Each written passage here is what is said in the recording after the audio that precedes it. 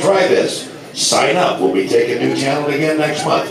It's open to anybody. If you know somebody funny or you think you're funny, you have to prove it. I said the success rate's been amazing out here of guys that stick with it and go on to make a living out of it, for God's sake. We hope you're gentle. A lot of these guys are new to the business. They got to start somewhere. We're glad that it's here. And Pete puts more people on stage at this club than any club in this neck of the woods around this part of Ohio. Give Pete a hand. That's a nice deal. He supports local talent, and that is a big deal. Because otherwise, they'd never get a chance. Anyhow, we have some judges, anonymous judges, that will base this on material, stage presence, okay, and originality, and your laughter. You're helping us pick these winners, okay? So remember who you like. There's 10 contestants tonight. We know you like your friend, but okay. There's 10 contestants tonight. Each of them get a strict 5 minutes. Those lights dimming, that means they got a minute to wrap it up. And other than that, Pete just asks no F-bomb, and then after the contest, fuck that rule. So, all right, you guys, are you ready? Say hey. This is fun. Let's have fun with this. From Kent, please welcome Bill Sporck. Bill Sporck.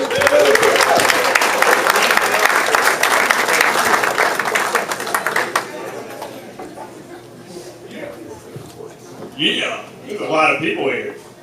I like it right there. What's going on, ladies and gentlemen? Gentlemen. Why do they call strip joints gentlemen's clubs? Girls are always like, I want to find a gentleman. Go to the strip club. It's obviously where they're at.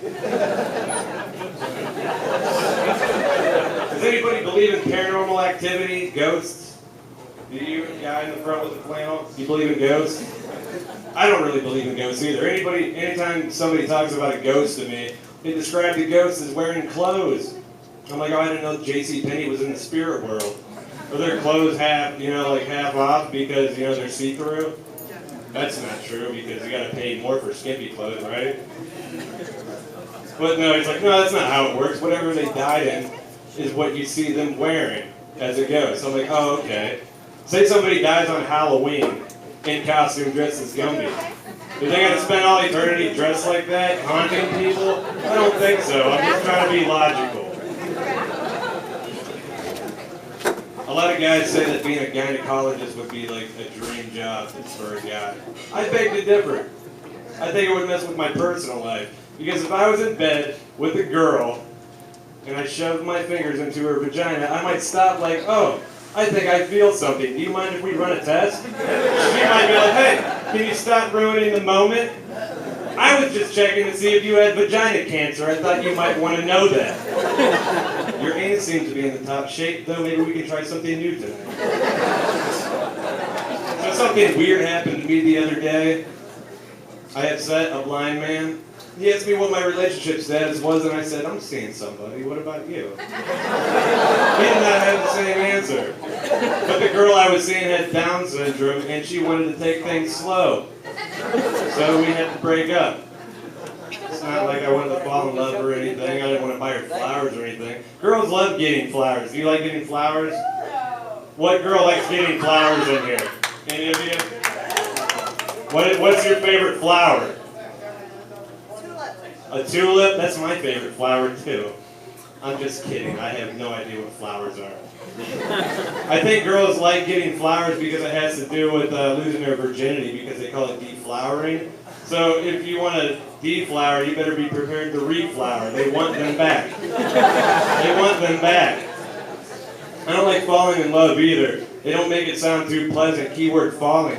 Usually, anytime you fall, you end up with a bruise. Why can't they call it walking in love? Then, handicapped people might feel like they'll never have a chance at it. But that's only fair because they get better parking spaces. Does anybody have kids in here? Why would you bring your kids here? It's a comedy show and there's alcohol. I didn't bring my kid. I'm just kidding. I have a 2-year-old son. Yeah, I know. And life has changed a lot for me after I had my kid. Like, I used to take girls' pants off, like, ooh, are you wet? And now I'm taking my kids' pants off, like, are you wet? I've learned valuable lessons, though. Like, I learned that it's really easy to have kids when you have sex. It is very hard to have sex when you have kids. For all of you that are not parents, I will elaborate for you, see. I put my kid to bed, and me and the girl go into the bedroom, and she starts taking off her clothes, and then I hear, "Daddy!" You know, he's a kid. I can't be like, "Hey, thanks a lot, cock block." It's got her out of the mood. Weren't you whining the other day that you want a little brother? Well, Dad had to buy diapers instead of condoms, so your chances would have been pretty high. I can't wait till he brings the girl home. I'm going to go right up to the room and just bust open the door like, "Hey, what's going on?" He's like, "Dad, what are you doing?" "It's called revenge, son." And I'm going to tell him to close his eyes and start peeing all over his face. What? It's not okay for an adult to pee on a kid, but it's okay for a kid to pee on an adult? I thought we were fighting for equal rights. I can't wait till my kid grows up and I can tell him to do chores. I hope he back talks to me like, "Why am I going to do chores, Dad?" Maybe because you owe my penis 9 months rent. I don't know if you know this, but my penis and you, we used to be roommates. But I was quickly evicted. It was almost homeless. I was just lucky to have a helping hand. Thank you. My name is Bill Sporck.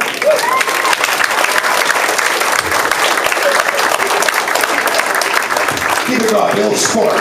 Bill Sporck, give it up for Bill. Watch what you say. You know, when there's handicapped people around, I was in a golf outing recently of the Ohio Amputee Open. Was in Foxdale, Ohio.